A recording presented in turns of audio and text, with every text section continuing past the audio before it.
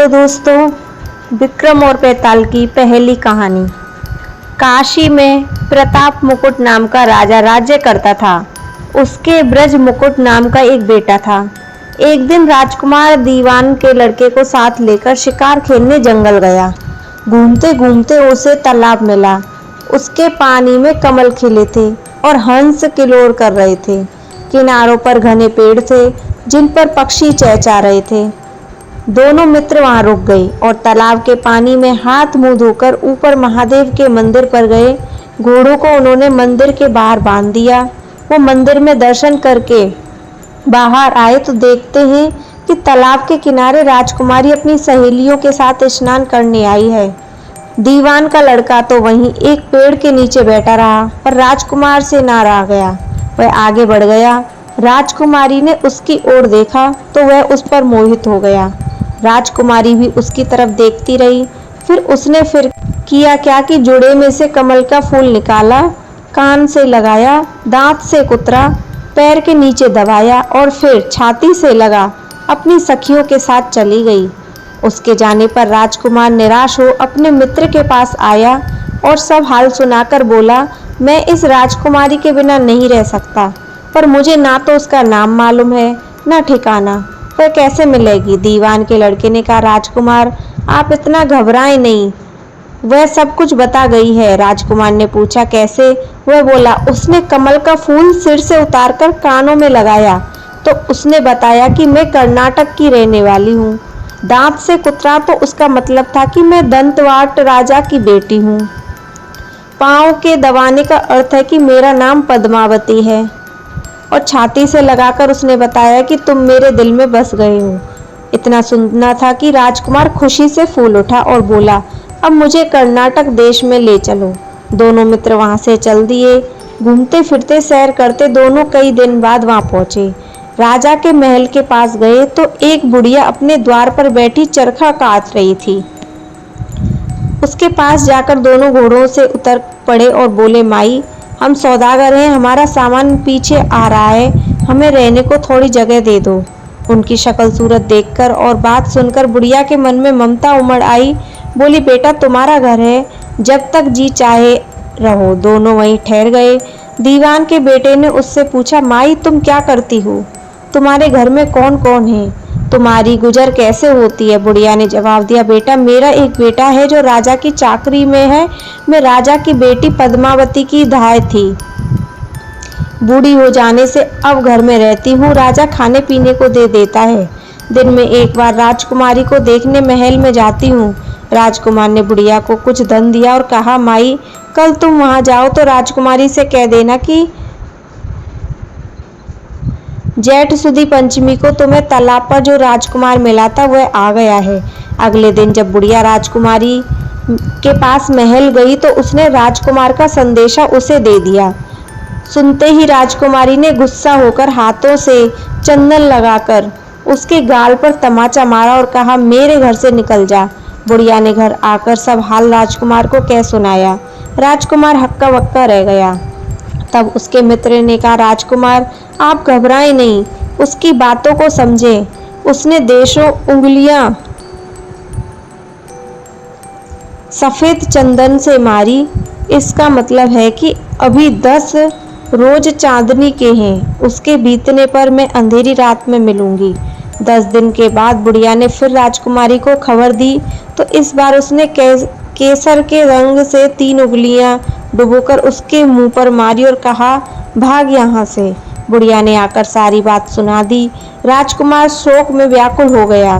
दीवान के लड़के ने समझाया, इसमें हैरान होने वाली बात नहीं है। उसने कहा है कि मुझे मासिक धर्म हो रहा है, 3 दिन और ठहरो। 3 दिन बीतने पर बुढ़िया फिर वहां पहुंची।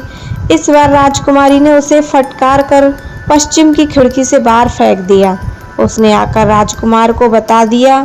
सुनकर दीवान का लड़का बोला, मित्र उसने आज रात को तुम्हें उस खिड़की की राह बुलाया है।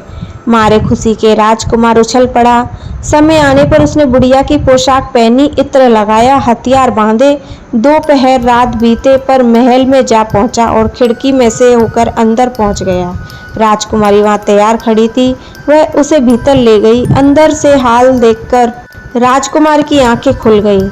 एक से एक बढ़कर चीजें थी। रात भर राजकुमार राजकुमारी के साथ रहा। जैसे ही दिन निकलने को आया, राजकुमारी ने राजकुमार को छिपा दिया और रात होने पर फिर बाहर निकाल लिया।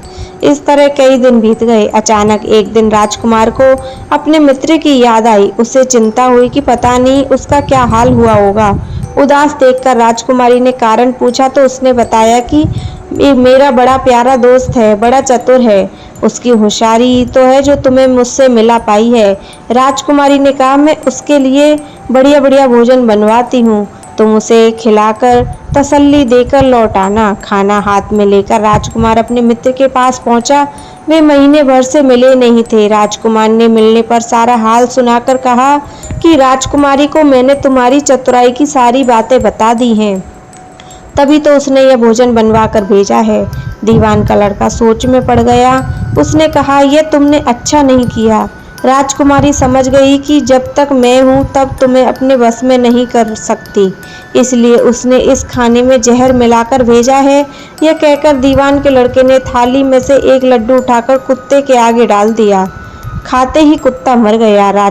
राजकुमार को बड़ा बुरा लगा। उसने कहा, ऐसी स्त्री से भगवान बचाए, मैं अब उसके पास नहीं जाऊंगा। दीवान का बेटा बोला, नहीं, अब ऐसा उपाय करना चाहिए जिससे हम उसे घर ले चलें। आज रात को तुम वहां जाओ, तो जब राजकुमारी सो जाए तो उसकी बाईं जांघ पर त्रिशूल का निशान बनाकर उसके गहने लेकर चले आना। राजकुमार ने ऐसा ही किया। उसके आने पर दीवान का बेटा उसे साथ ले योगी का भेष बना, मरघट में जा बैठा और राजकुमार से कहा कि तुम ये गहने लेकर बाजार में बेच आओ। कोई पकड़े तो कह देना कि मेरे गुरु के पास चलो और उसे यहाँ ले आना। राजकुमार गहने लेकर शहर गया और महल के पास एक सुनार को उन्हें दिखाया। देखते सुनार ने उन्हें पहचान लिया और कोतवाल के पास ले गया। कोतवाल ने पूछा तो उसने कह दिया कि यह मेरे गुरु ने मुझे दिया है। गुरु को भी पकड़वा लिया गया। सब राजा के सामने पहुंचे। राजा ने पूछा, योगी महाराज, ये गहने आपको कहाँ से मिले? योगी बने दीवान के बेटे ने कहा, महाराज, ये मसान में काली 14 को डाकनी मंत्र सिद्ध कर रहा था कि डाकनी आई। मैंने उसके गहने उतार लिए और उसकी बाईं जांघ में त्रिशूल का निशान बना दिया। इतना सुनकर राजा महल में गया और उसने रानी से कहा कि पद्मावती की बाईं जांघ पर देखो कि त्रिशूल का निशान तो नहीं।